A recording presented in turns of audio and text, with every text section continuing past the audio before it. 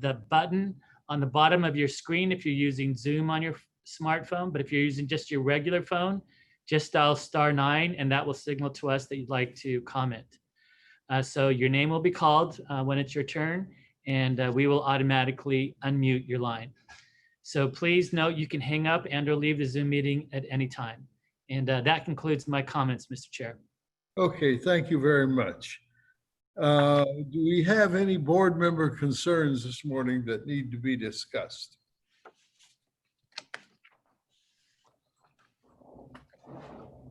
How about travel? Yeah, we're not traveling, Dr. Burke. I didn't think so. Yeah. I'd like to sign up for travel. Yes.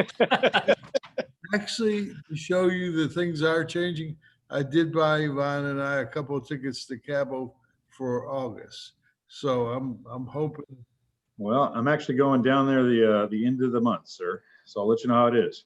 You're going down in June, the end of this So month? the last week, right up to the 4th of July. And my resort down there, they have a long laundry list of what they're planning on doing. And I've heard they're just starting to open back up, just barely.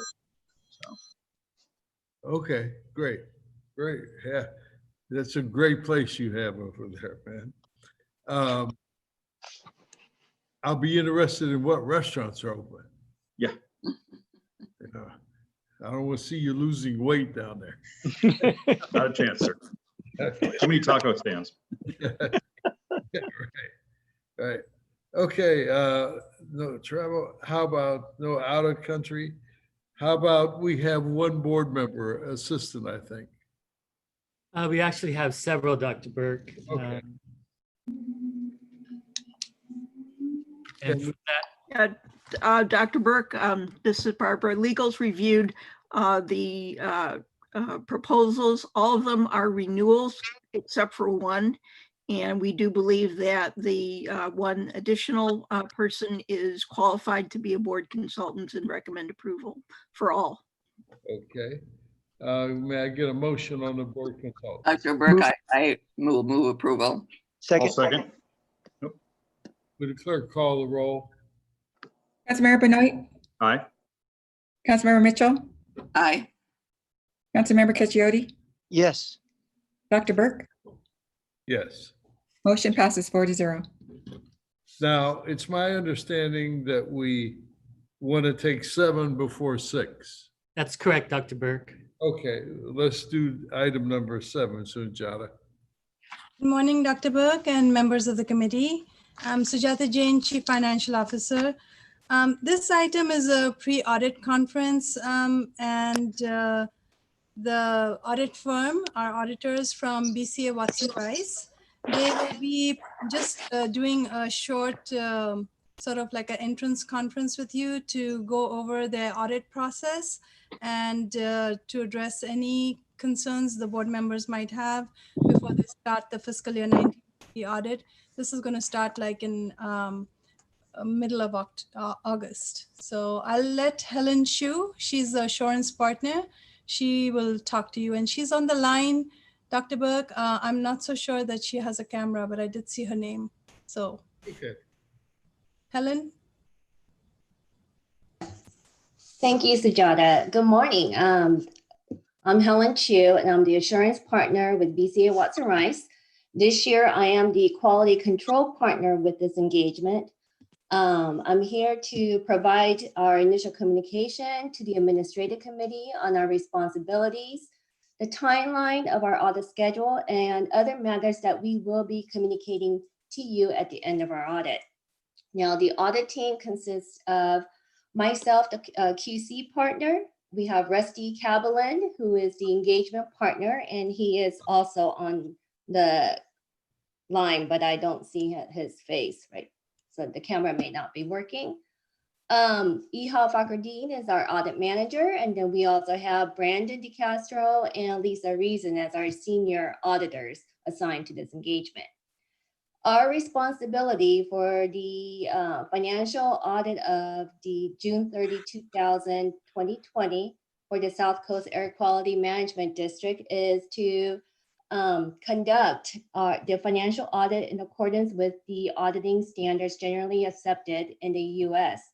and also the standards applicable to the financial audits in the government contained in the government auditing standards. At the end of our audit, we will issue an opinion on the financial statements for the South Coast Air Quality Management District for the year ended June 30, 2020. In addition, we are also engaged to conduct the single audit, which is compliance with the OMB supplement on each of the major federal programs of the South Coast Air Quality Management District.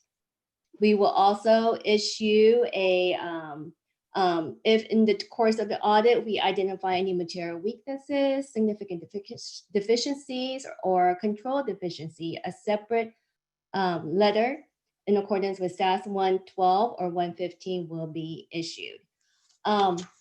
As required by our auditing standards, we do have to communicate to you our audit timeline, which we're planning to start August 4th to start our planning the interim audit and also testing internal controls. August 11th, we will work on the single audit portion of the audit. And then from August 18th, we will do substantive testing on the financial audit aspects all the way through complete audit field work September 30, 2020. And then we will return on November 6th to present to you the draft audit report and to the audit committee. At the end of our audit, we will communicate to you if there were any audit adjustments made during the course of our audit, any uncorrected misstatements, if any. If we had any disagreements with management, that would also be communicated to you. Also difficulties encountered during the audit or any new accounting policies or change in if there were any during the course for the fiscal year end June 30, 2020, we will also communicate that with you. That's all I have. If anyone has any questions.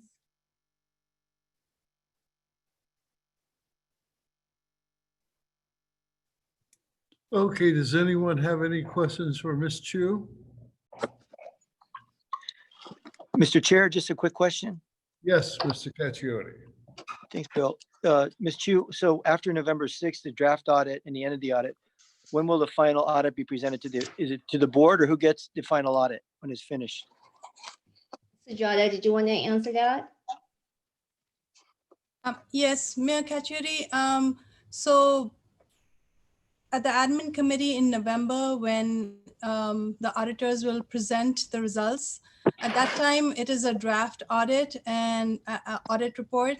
But if there aren't any concerns, that report becomes final at the December board. Board accepts that. So the admin committee has an opportunity to review it, ask questions, and then it goes to the board, full board in December.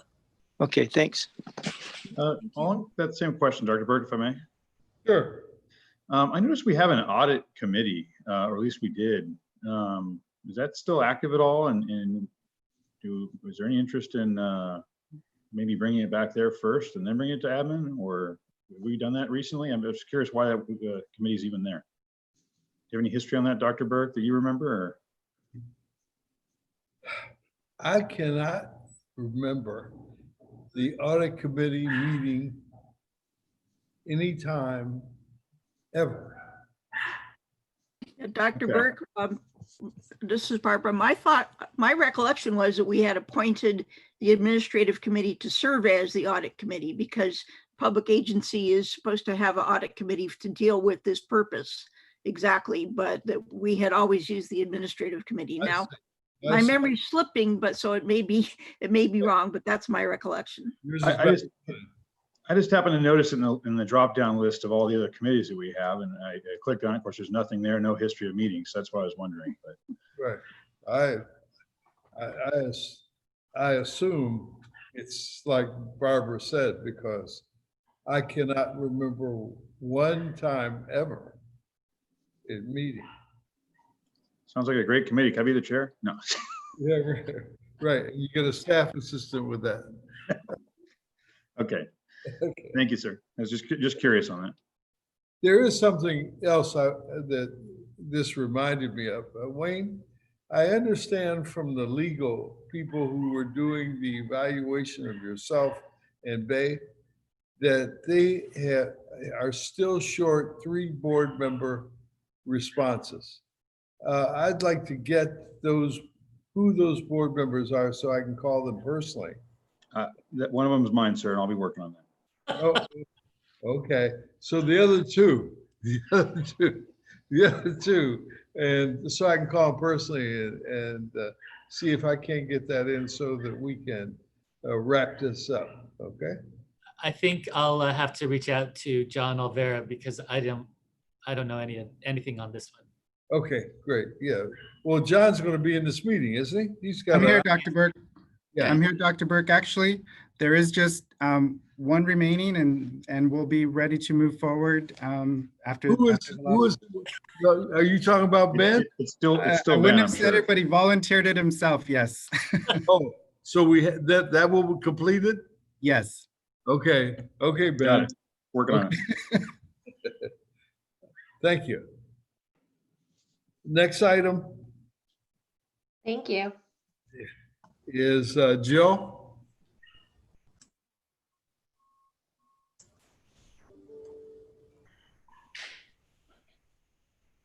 Okay, Jill, you're muted.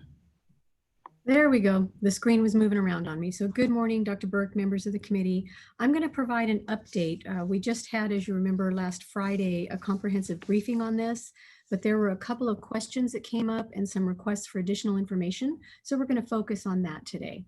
And we have some updated information. So could you please switch to, let's just go to slide 3. Thank you. So this slide we actually updated.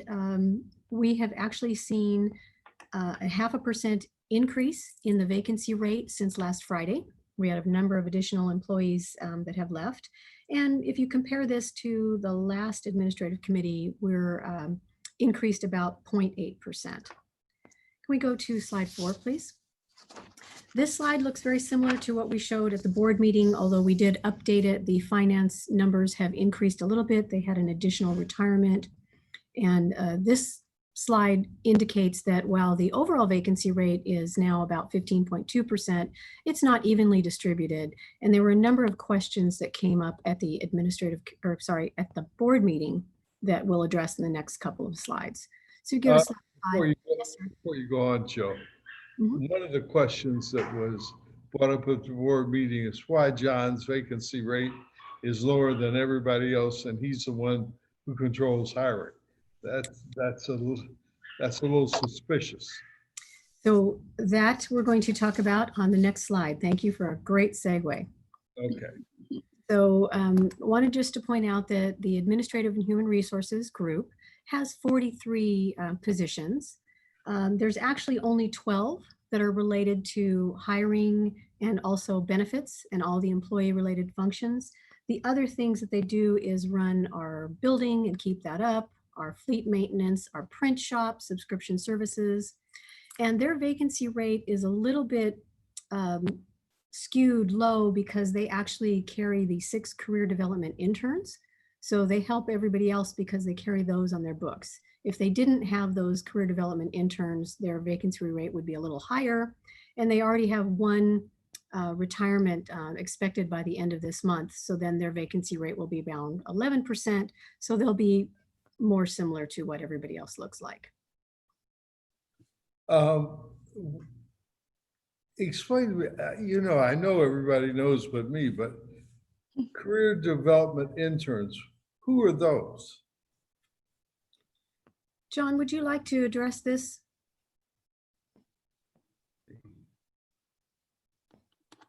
I'm not sure. Ron, do you need to move him over? Okay.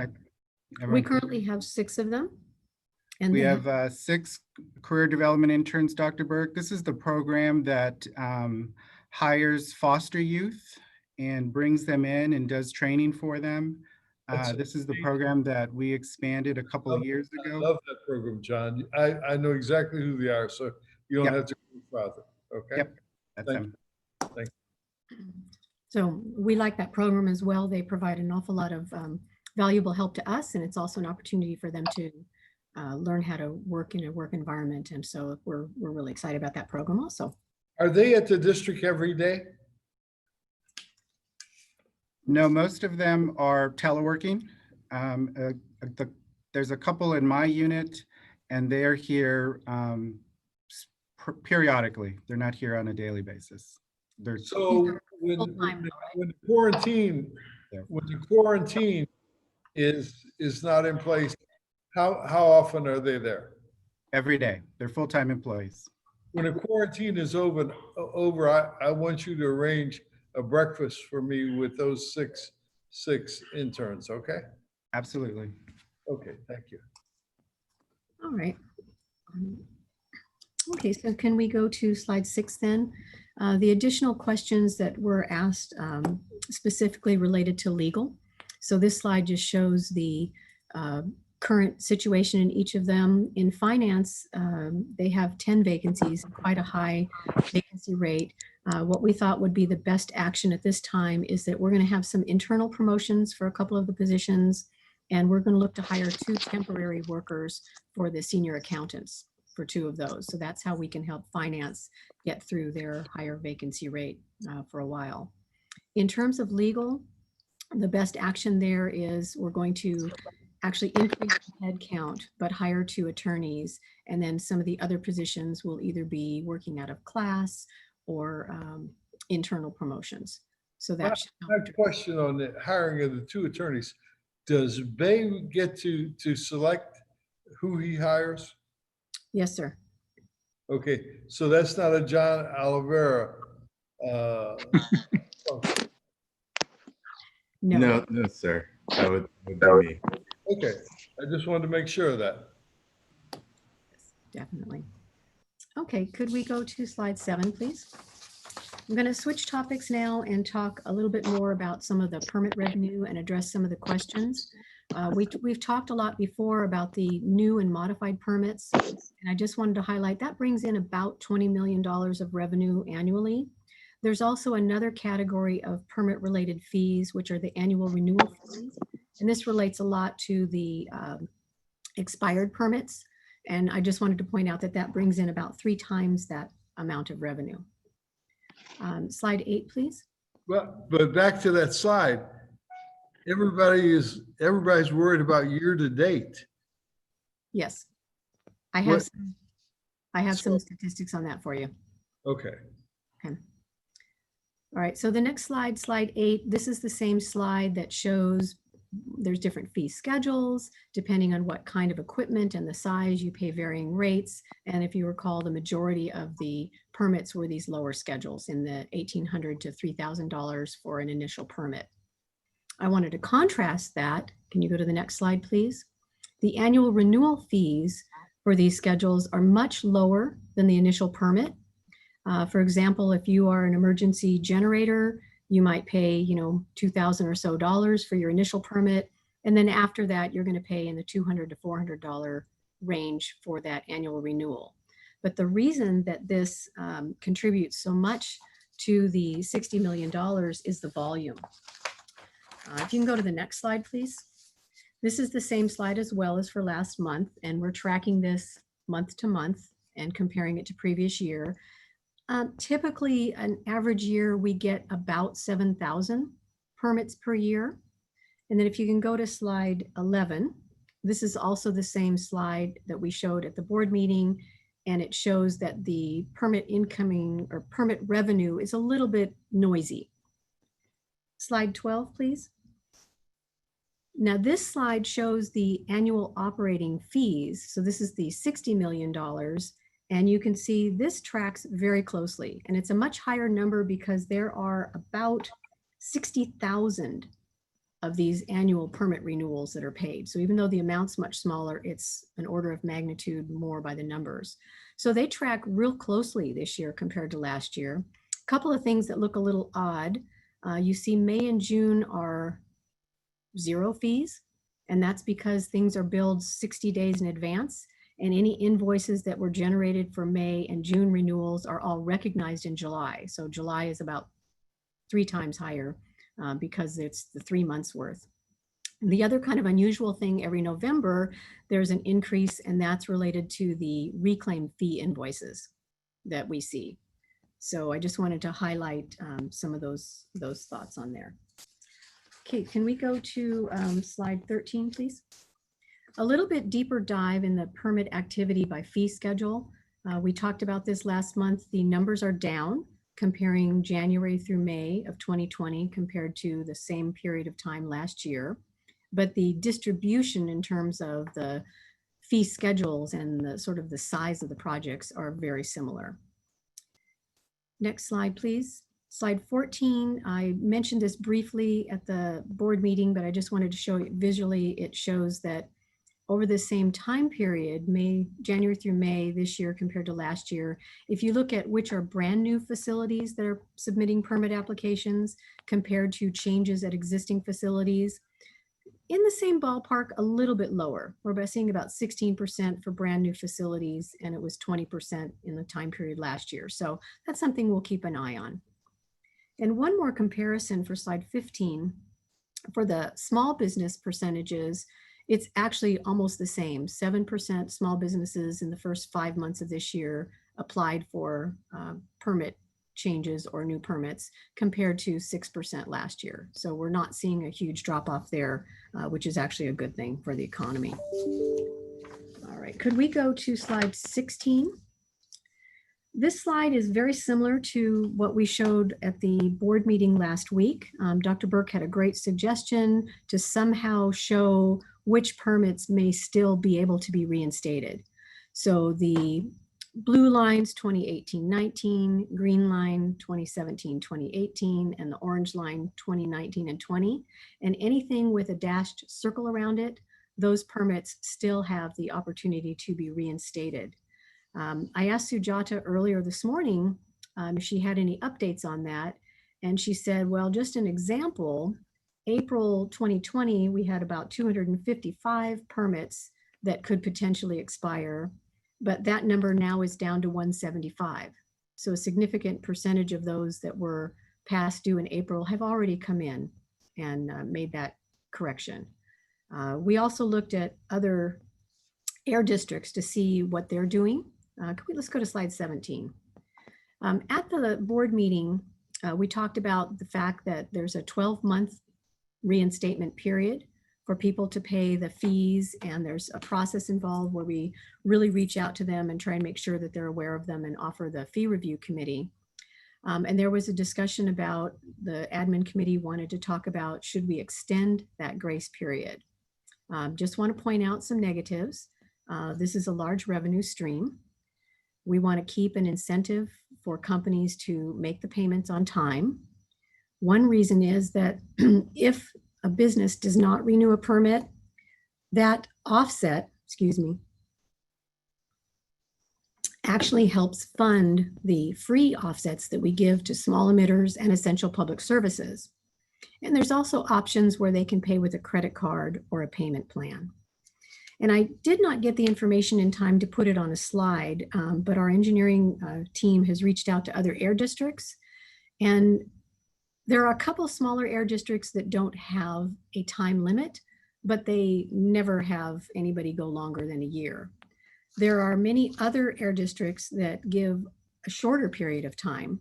There are others with 12 months. So the staff just wanted to provide that information for the board so you could make an informed decision on if you did or did not want to make any adjustments to that. And that concludes the presentation. I'll be happy to answer any questions. And I just wanted to extend a thank you to all my colleagues for pulling all this information together and helping put this report together. Well, thank you. It's a very good report as usual.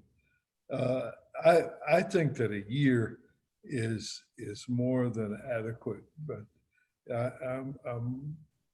will, if my colleagues have a different opinion, I'd be more than willing to discuss it. Does anybody think it should be longer than a year? I think a year is fine. I wonder if we would consider reducing the 50% fee for reinstatement in light of the downturn in the economy. mean, you'd still have an incentive to reinstate. But it might give some relief to some businesses that are in trouble and inspire them to reinstate their permits. And we could probably do that on a case-by-case basis. You could do it like that. You could do it for a short period of time, like for 3 months, we'll give you this instead of, and after that, it goes back to 50%. I mean, there are ways you could model it so it would work. That's a great idea.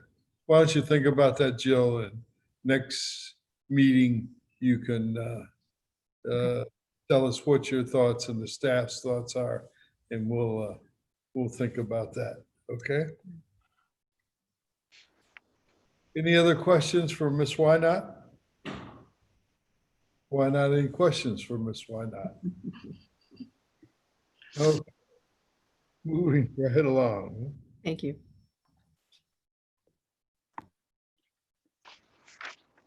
Next agenda item is, I lost it. Number 8, Ron Moskowitz. Morning, Dr. Burke, members of the committee, Ron Moskowitz, Chief Information Officer. I'm happy to announce that this weekend we are going live with our new legal office system.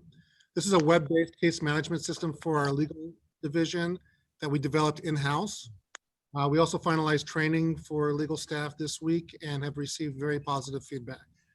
And also, as part of our Office 365 strategy, we are deploying Microsoft Teams, and we initiated training this week. Teams is a collaboration hub for workplace chat, video conferencing, and file storage, and provides seamless integration with Microsoft Office Suite. We continue to be on track with the rest of our projects, and I'm happy to answer any questions. Is there an economic impact to this? No.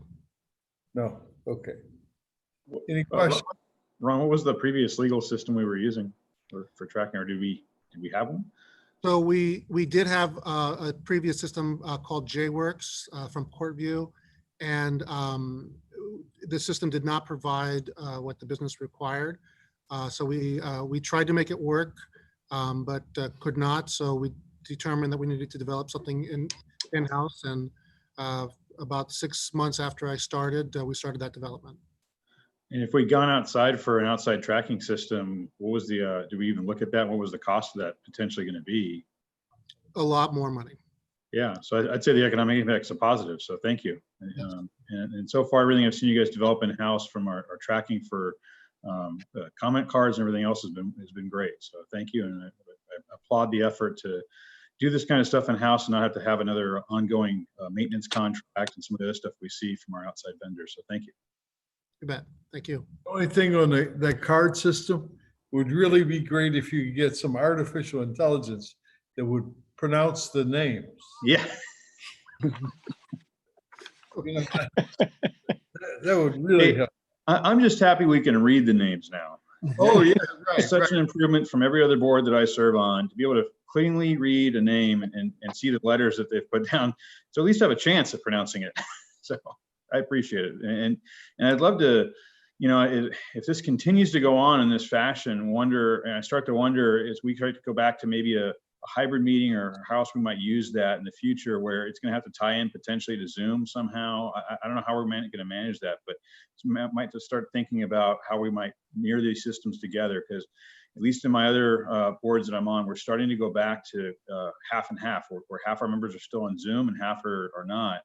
Reason being is a lot of our boardrooms are not big enough to socially distance and have a board meeting. So I know our boardroom's a little bit bigger and we might not have that problem, but we still might have some members that wish to stay remote. So I think that's an option we need to leave for a while. We agree, and we've started thinking about that already. Great. In keeping with that, you know, the governor has to lift a restriction that allowed us to meet away from the boardroom. Normally, we are legally required to meet at the district. So Well, I don't believe there's any reason why we can't go back if we wanted to. Bay, correct me if I'm wrong, because again, a lot of my boards, and I even have one county board that never went to fully remote. It just allows us to do it remotely if we choose to, but we could go back if we wanted to, correct, Bay? Yeah, the main, that's correct. The main difference is that normally if a board member's meeting remotely, then we would need to publicize and publish the address where they're meeting. Because of the pandemic, that was one of the things that the governor changed for the purpose of the pandemic. So in other words, so when do we come back to the building? Well, we're not anticipating to reopen the building, Dr. Burke, until the end of summer. As we've talked about, there's a number of changes that we have to institute within the building itself. There's sanitizing equipment, station, signage, all of those things we're undergoing right now. So I anticipate at the end of the summer. The end of the summer got a name? Let's say September. September. Well, you know,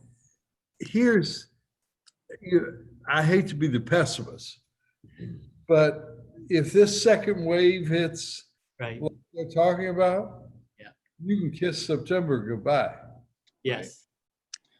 Yeah, and that's why we're even looking at doing more hybridized meetings. So it's sort of a soft reopening, and it's only part of the staff, part of the board, part of the public. The rest of the public that still wants to stay home can. So, but okay, we do have two public commenters that have raised their hand during this discussion. I'm imagining they're asking about. At least I hope they're talking about this item. I know we've gotten a little off item a little bit, but do you want to take that comment, Dr. Burke?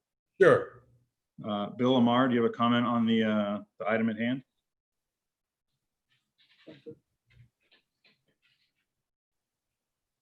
Bill, can you unmute yourself now?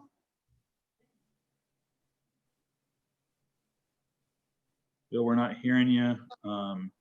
Bill will he's able to unmute himself. Yeah, you need to unmute yourself at this point if you can.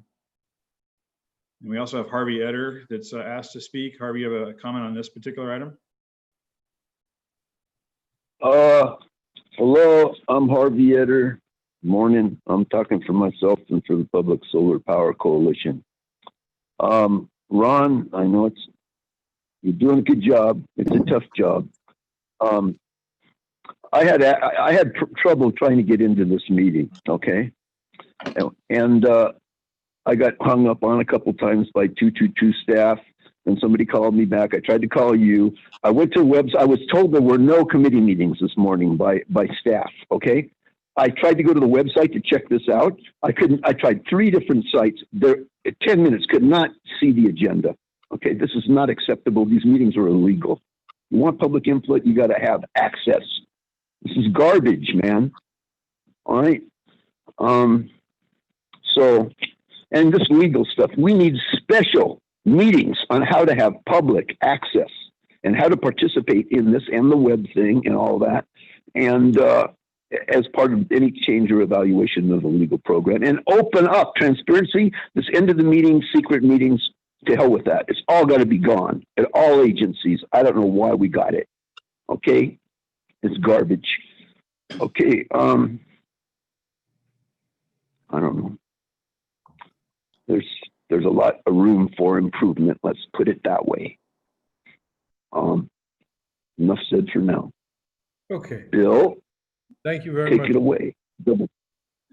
Thank you for your comments, Harvey. And just so you know, I also had some problems when we first started this meeting. I think staff was still setting the meeting up, and I got disconnected a couple of times as they were getting the room correctly situated. So that might be the problem you had, Harvey. But I was able about 10 minutes before the meeting, because I couldn't get my iPad up right away. I had to download my agenda separately, and I was able to get on the website and download it through the administrative link. So I know that is working. So sorry you had problems with it this morning.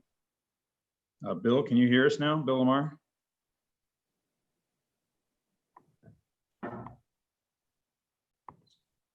Bill Lamar, are you there? All right, Bill, if you're still having problems and you need to make a comment, if you want to go ahead and use the phone number that's on the front page of the agenda or second page and call in on that and try that with another device. we'll give you another 3 minutes on this item when we come back later. All right, that's it, Dr. Burke, on this item. Okay, thank you so much. No motion is required, so we'll go right on to Mr. Gilchrist.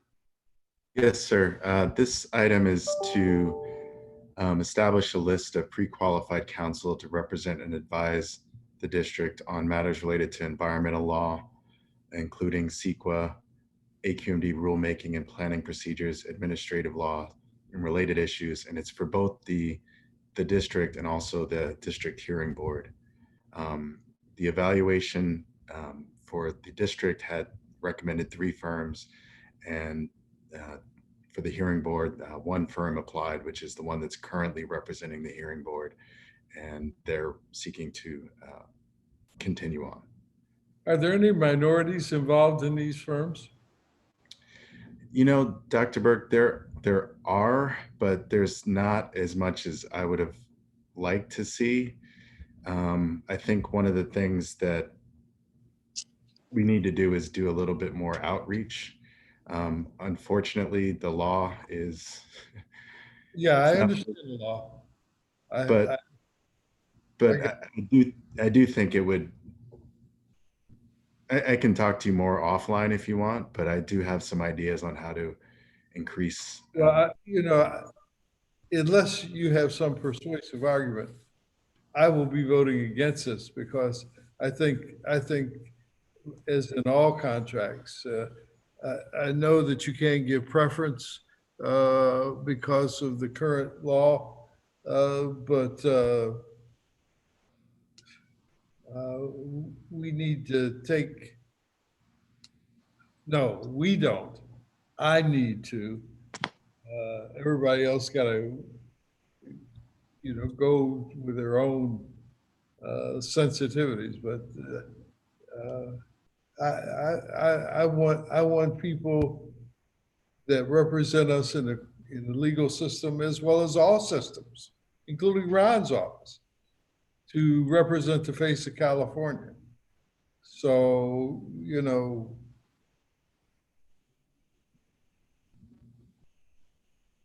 So, Dr. Burke, if you tell me you need these guys now, I'll vote for this. You know, one thing we could do, Dr. Burke, I think we would be okay if we were to reach out, if we were to reopen the RFP, and then we could do some additional outreach. I don't know if it would ultimately change the recommendation, but I think, I mean, the problem is we, you know, one of the firms on here used to be majority minority firm. Who was that? That was the it's now called Halpern May Bar and Gelberg. It used to be, it used to have another name. They recently merged, but two of the partners from the prior firm left. One of them is is the son of Velma Martinez, who was really involved in MalDef. There's a Latino partner and name partner that's still in that firm. That, you know, and they do great work for us.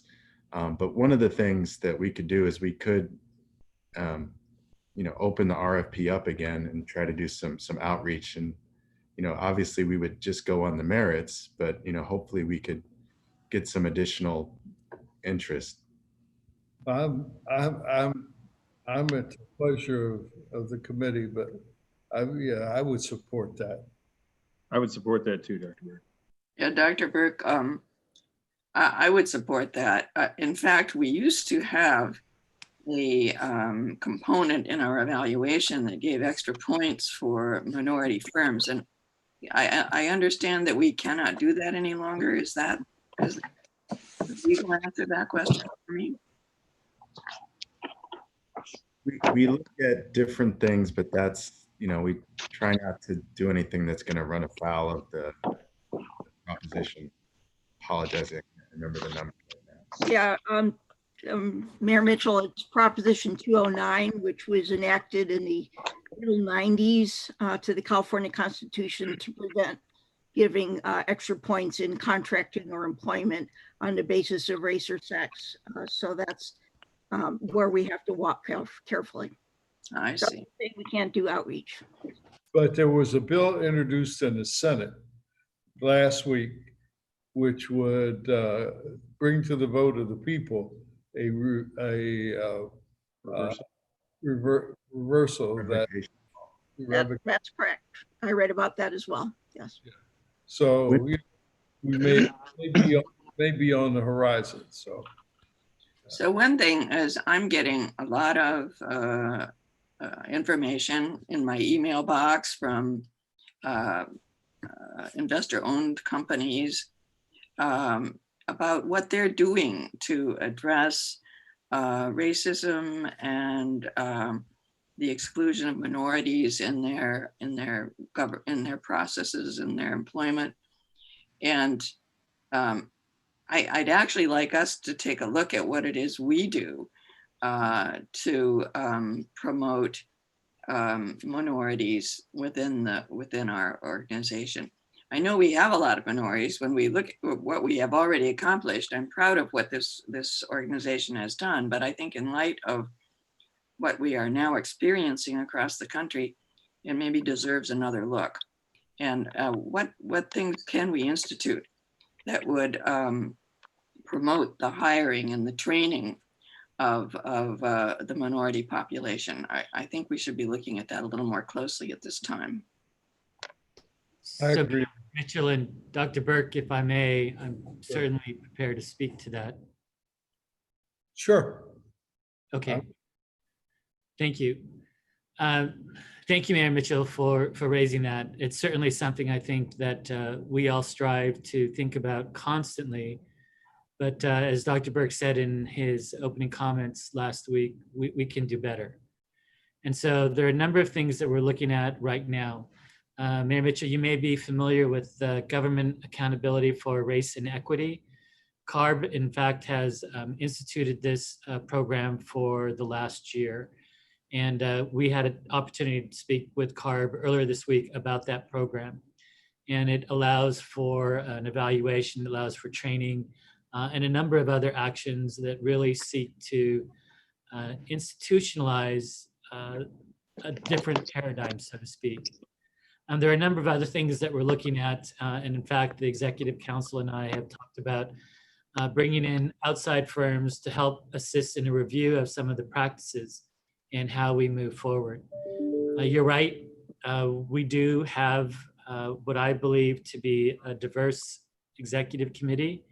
That's not to say that it's perfect and that we can't do better, because we can always do better.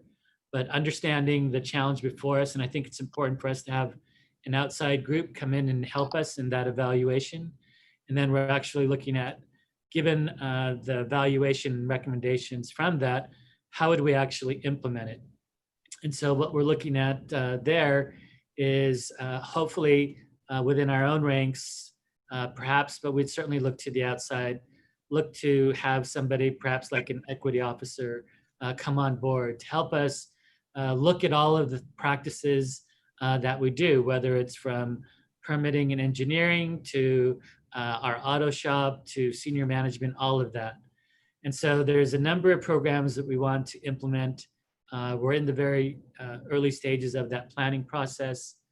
We hope to be announcing something soon on this. And then the other aspect that we want to do is for sort of the overall organization is really bring in speakers to help us understand. So for instance, Faye was able to share with us an attorney that speaks to race and equity issues at the Yosemite conference. I want to say her name was Carrie. She was on TED Talk. Corey Carew. Yeah, she's got a really good TED Talk. Yeah, it's amazing. And so there was her. I know when I was at EPA, we had a Black professor on cultural anthropology that just gave an amazing speech on understanding different cultures from a historical perspective and how we interrelate. And we're going to try to bring in these kind of speakers and continue to work on these. So This is something that we're moving aggressively on. It's still in the very early stages. We're trying to get all this out, but we certainly hear you, Mayor. And we're continuing to work with other agencies and seeing what they're doing. And again, the intent is we've done a lot, but we've got to be better and we got to move forward. So I'd like to ask that since you're embarking on this endeavor, and I applaud that it'd be good if you could come report back to the admin committee in maybe 2 months or 3 months, or so we know what the progress is. I'd like to ask for that. Mayor, I would say we need to come back next month, and I want to keep you apprised on a very regular basis, and we'll be more than happy to do so. Great, thank you. So just to, oh, sorry.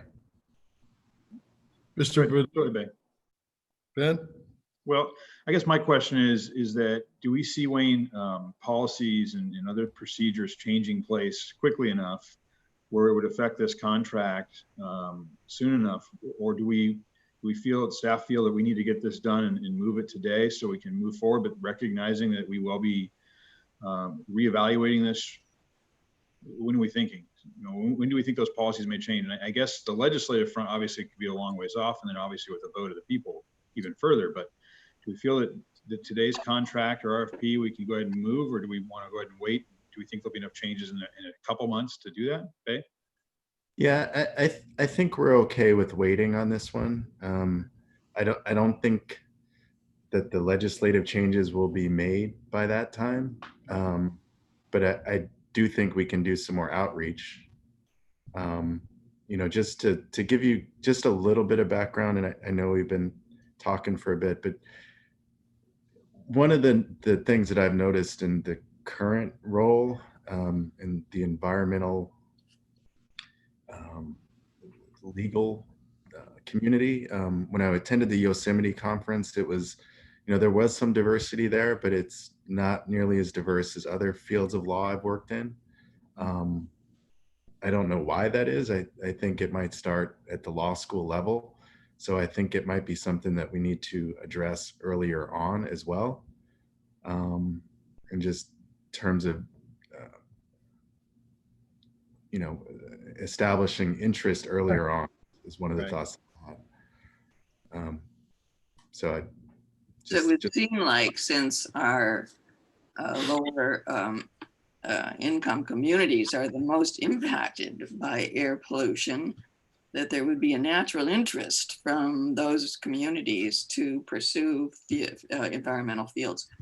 But I do think it would be appropriate to postpone action on this item so we can do more outreach.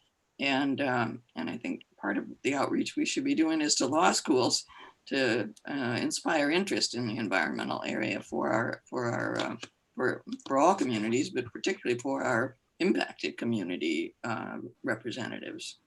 And I think we should think about doing internships for law school students in Bay's department so that they can see what goes on here. You have to, this brings up two things. One, Ben, the vote of the people will be in November, so it's not that far off. So if that gets put on the ballot and that passes, that's within striking distance. Number two is, I think this confirms what we have already said and what I have had discussions with Wayne about recently, is that some of these school programs that we do are vitally important. They are, you can't overemphasize the importance of getting these kids interested and exposed early. Yeah. I don't want to do my grandma marketing thing, but when I was in the 6th grade, my father was a factory worker, okay? We lived in the basement of an apartment building. I could not look out the window of where I lived until I was 10 years old when we moved from there. Okay? So my cultural experience, to say it was limited is an under exaggeration, okay? So my class at elementary school, now I lived in a very rich neighborhood. I just happened to be the janitor's son. So the school I went to was an excellent school. It was one of the top in the country in elementary schools, okay? So they did a field trip to the Cleveland Severance Center, which is like the Dorothy Chandler Pavilion. And the field trip was to the rehearsal of the Cleveland Philharmonic Orchestra. I had never heard classical music in my life. Never. It was a turning point in my life because I listened to that music and how beautiful it was. And it told me that there was something more to the world than that coal bin that was outside my kitchen door and the trash that I had to bring down from the 6 floors of that building. So, you know, you have to get to these children. You know, anyway, more information about me than you care to know.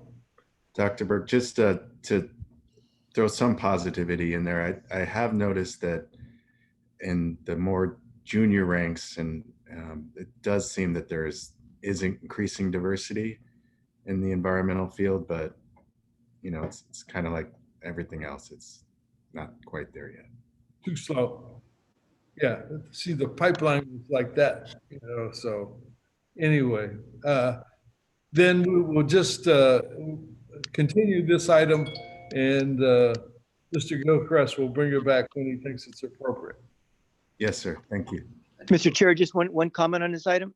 Sure. And Bay, on the, I noticed you broke it up into 2 with the environmental and also the hearing board is separate. Yeah, sorry. Yeah. And if you need the hearing, if you want, do you need us to just approve the hearing board? Would you want that versus all the others? Is that possible? Because I know you have an ongoing thing with the hearing board. Thank you. That's a smaller contract. That actually would be a good, I'd recommend that actually to approve the hearing board one. We only had one applicant there and that's who they've been using. I don't want to speak for them. And secondly, Bay, one more thing. As I looked at the bidders, and I'm looking at attachment A, you know, from Shoot Mahali all the way down to KTBS and the numbers per hour. I noticed Halpern was like $600, one of the highest. They got a 96 rating. Right under them was Best and Krieger, who's well-known in municipal circles. Right. And they're almost half price. And the numbers were so close. And when you're looking at, you know, they put 100 or 1,000 hours in, this is 60,000 or 600,000 versus 330,000 or 300,000. I'm not sure how that came out so close, but I just, and when we do come back, I don't want to be, I hope we don't have to pay $600 for an hour when a lot of the other firms are in a 400, 350 range if it's possible. Just one of the concerns. Understood. You know, the difference, Michael, the difference in the cost of those 2 firms, we could send some kids to college. Yes, that was it. And have them do a work study program at the district, you know?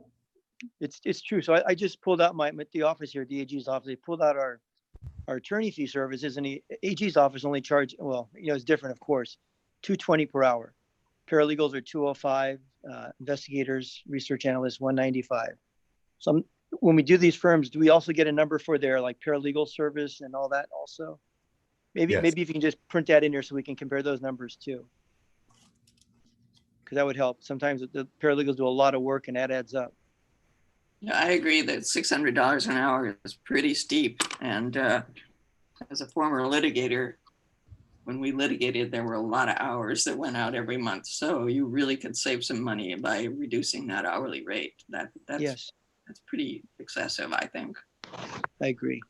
I agree as a So general go ahead matter. with the hearing board recommendation then, and postpone the rest of it. Okay. I'll second that. We have a motion and a second. Would the clerk call the roll? Councilmember Benoit, Aye. Councilmember Mitchell, Aye. Councilmember Cacciodi, Yes, Dr. Burke, Yes. motion passes 4-0. Okay. I How see about one Bill hand Klein? for public comment. We do have Oh, a public commenter. I'm sorry, Harvey Etter would like to make comment on this item. Harvey? Hello, good morning. I'm Harvey Etter, founder, director of the Public Solar Power Coalition. I did not hear anybody talk about poor non-minorities, i.e. browns and blacks, because Asians seem to do okay. The legal term is disadvantaged. Okay, this has got to be expanded to disadvantaged populations as well. That's imperative. It's legally required. It's important. A lot of these folks appeal to Trump. Okay? And to write these people off is not cool, at the least. I'm probably included in that. All right? So there's structural problems here. This legal question, these agencies, state agencies, are captured agencies. They're captured by those you regulate. We've been thinking for the last 5-10 years about going through the grand jury, see who owns what, who controls what. But the left has had bad experience with grand juries. This needs to be reevaluated. There needs to be this included in your report and your evaluation. Enough said for now. Thank you. Bye. Thank you, sir. I have Bill Lamar back in the queue again. Bill, can you unmute yourself this time? I see another Bill Lamar popping up. Maybe that is the one we can unmute. Can you hear me now? There we go. Hey, thank you, Mr. Chair. I'm Bill Lamar, Executive Director of the California Small Business Alliance. And my comment was really on Jill's presentation on the budget. I wish that the public had a copy of her PowerPoint presentation. It certainly wasn't in the package that I was downloaded off the website. My comment was about Board Member Mitchell's recommendation or suggestion to suspend or defer the 50% reinstatement surcharge. And that would certainly, at this particular point in time, I'm sure would be well received by small businesses everywhere. And the other question that came up is, I don't know how many of you board members are familiar with the way in which the fee review committee operates. I know if you know who sits on it, how decisions are arrived at, the option of a payment plan. Is that one plan? Are there multiple plans? I don't know of a small business owner right now whose credit card isn't maxed out to the hilt. So I think credit cards are as a payment option is just not realistic at this point in time. I would also, in addition to having Jill's presentation, would also appreciate maybe a tutorial or a primer on the fee review committee. How robust is it? Is it more robust now because of the pandemic? And how do decisions are rendered? Thank you. Thank you, Mr. Lamar. Mr. Chair, let me comment a moment on that. Okay. I wonder if we're going to ask Jill to take a look at that reinstatement fee and see if that could be reduced or modeled in a way that would be helpful to our small businesses. But also the idea of a payment plan where I'd like Jill to take a look at that. I know that like some of my insurance payments are really high and I can break that down into 3 payments over the year, over a few months. So something like that might be possible without being too much of an administrative burden. I think we could maybe take a look at that as well. Actually, the majority of what the fee review committee does is issue payment plans, and they customize those, they tailor those depending on the person's needs, the amount of money, and they can get up to 6 months for a payment plan. So the vast majority of what the committee does are those payment plans. They can also correct errors. So that's what the committee's purview is as well. And oh, I lost my thought on this one. I thought the direction of the committee was to come back next month Yes. for Jill and staff to provide some thoughts in terms of addressing these very issues, Mayor Mitchell. Great, thank you very much. Yeah. Thank you, Wayne. Yeah. Okay, are we on to item 10, Mr. Fine? Yeah, this is a minor item. It's just a small contract amendment. Last year, we started a project to demonstrate some low NOx burners in commercial cooking applications. The contract didn't specify who owns the equipment after the end of the project, and the equipment is going to be installed at a facility within the basin. We just want to make sure that once it's installed, it stays installed, and we get to keep the emission reduction benefits. So this is just a contract amendment to clarify that at the conclusion of the project, the contractor will retain ownership of the burners. Mr. Chair, I'll move approval. We have a motion and we have a second. Will the clerk call the roll? Councilmember Benoit, Aye. Councilmember Mitchell, Aye. Councilmember Caccioti, Yes. Dr. Burke, Yes. motion passes 4-0.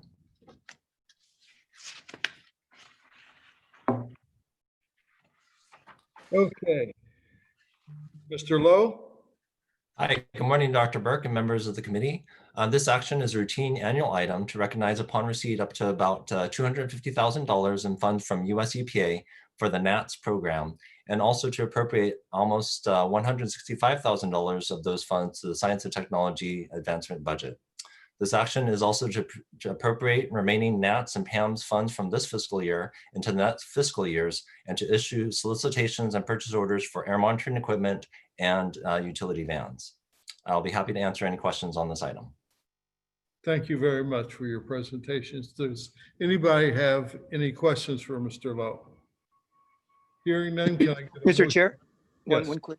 Sure. And it's just like before, Jason, Yes. you know, again, item E on there is to purchase 2 utility vans. It says BEV, PHEV, or super ultra low emissions. And I brought this up before we had a discussion.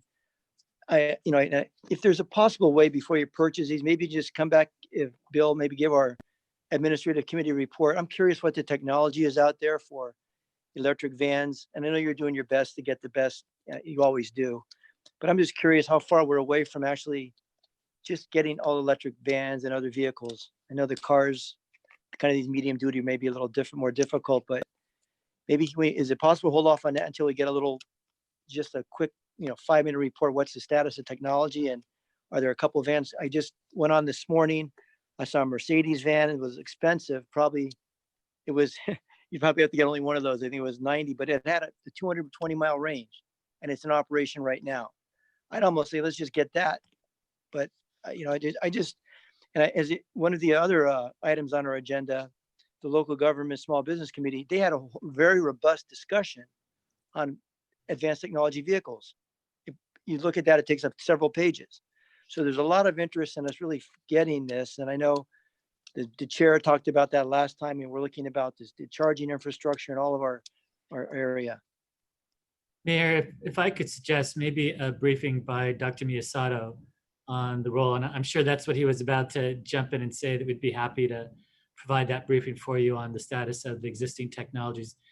And I think, as you point out, particularly with regard to those applications for which we need, immediate utilization. Yes. So we can go ahead and set that up. If it's the pleasure of the committee for a tech assessment or a tech briefing. Yes, why not? And does that include a delay on this particular item, or is there an urgent need to move on this item? I believe Dr. Lowe would say that it's an urgent need to move forward, but I'll defer to him. Yes, we would appreciate movement on this item, so we would be able to carry over the funds from this fiscal year and keep those programs supported as they are planned on being continued through the summer. And this is funding from EPA, correct? Yes, this is funding from US EPA. Okay. So, Mr. Chair, I'll move approval of the item. If I could ask a quick question, Dr. Burke. Yes, one question. Come. Yeah, Wayne and Joe, I was curious if there's any of these funds that, and I see that there's a lot of this is EPA funds that we've gotten a grant for. I'm curious if there's any grants for small low NOx, or I'm sorry, not low NOx, but small particulate or medium size particulate sensors for neighborhoods that have complaints about dust and other issues. And this is particularly relevant just because right now in Wildomar, we're facing a bit of a challenge with dust coming over a neighborhood wall 200 feet away. Caltrans is grinding cement into small particles right off the freeway off ramp in our city for a project that's 10 miles away. But I know that they would love to have a sensor there if they could. And I'm just curious if that's something we can make available regularly when we have these sort of neighborhood complaints that were for dust in particular. And that's a big issue in my region out here in the Coachella Valley as well. And just curious what options are out there for those types of neighbors and for folks that would even be willing to provide the Wi-Fi and allow for that. I know the purple air sensors are out there and that's probably something we should look at, but are there grants we could be getting that would then allow us to have a pool of these that's available to neighborhoods like that? Yeah, I'm gonna let Dr. Lowe answer that because I know that there are a number of different areas which are directly applicable to this. Dr. Lowe. Yes, thank you for the question. It's a very good one. There's a couple of answers. There are some grants that have been available through the AB 617 program that allowed for communities to apply for specifically your scenario for either outreach, for doing sensor evaluations of their neighborhoods. And then also as part of the South Coast AQMD implementation, our group is just receiving the second chamber next month to start that program for the sensor library program that we plan on kicking off. We're on doing a sensor launch, but it's exactly for that purpose, to have the small pool of calibrated sensors to be able to be checked out to communities. Of course, we have to give priority to AB 617 communities, but as bandwidth allows, other communities in need, we're more than happy to be part of that program. And we'll add you to that list, Wildomar to that list right away. And I would hope that our enforcement officers have that ability to highlight that and send that information back, so that when they're seeing these communities that have an interest like this, that they can answer that question directly and not have to get, have to find a board member and everything else that this community's gone through. So I would hope that that's available through there. Yeah, so through our US EPA STAR grant efforts, we've been developing that community toolbox to help be able to provide that information for the community to be able to deploy and understand sensor data. And we've been getting input from 12 communities across California to develop that toolbox, so it will be user-friendly. We hope at the end of the finished product. Great. When we get that toolbox set up, please let me know so I can see how that works. Thank you. I appreciate it. I'll second a motion. Okay, we have a motion and a second. Would the clerk call the roll? Councilmember Benoit, Aye. Councilmember Mitchell, Aye. Councilmember Caccioti, Yes.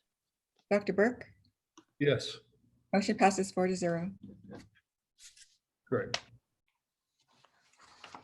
Okay, Mr. Alatorre, is there anything you'd like to say about your written report? No, not at this time. Thank you. It's all written down. Thank you so much. Other matters, other business? Is there any other business before the admin committee meeting? Is there any public comment? That We do have Harvey Etter has raised his hand for public comment.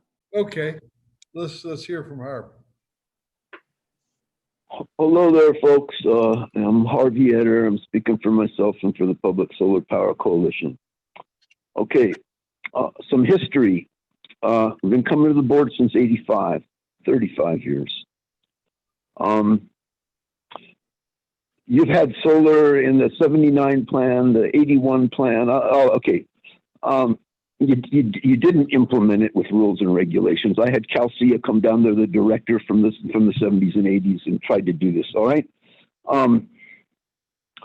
We put in there was an 89 plan, like a federal plan. Let's look at what happened now with the 2022 plan. In 91, it was in your plan. 92, we litigated. Okay. We brought up and we cited that the red car was wiped out, the electric rail, which came through LA. And I wrote on that when I was a kid, went right down Venice Boulevard. Okay. It was a special on 60 Minutes in the 80s.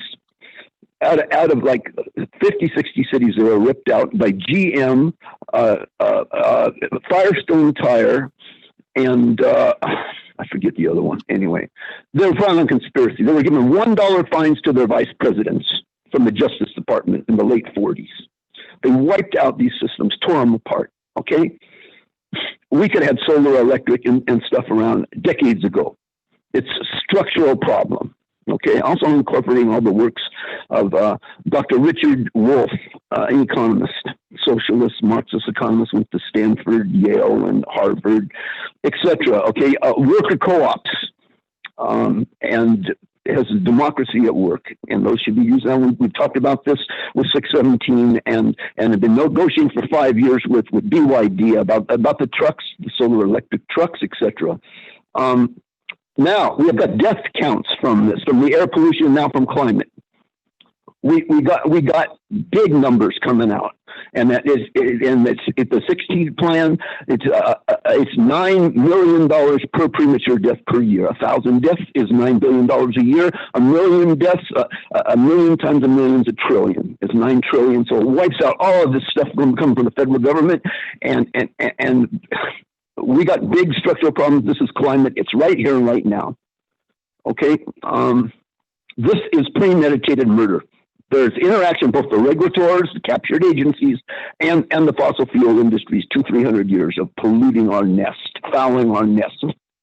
And it's self-destructive. And we got to deal with it. We got to deal with it now. And we got to take tough decisions. This is no game. This is the real world, and we got to deal with it. You all got different positions and whatnot. Okay, the stuff about the virus, my granddad had it 100 years ago, almost died of illness under the trenches, okay? The stuff about the incorporating relevance for the last 3 months of the LA Times, and the article about the homeless.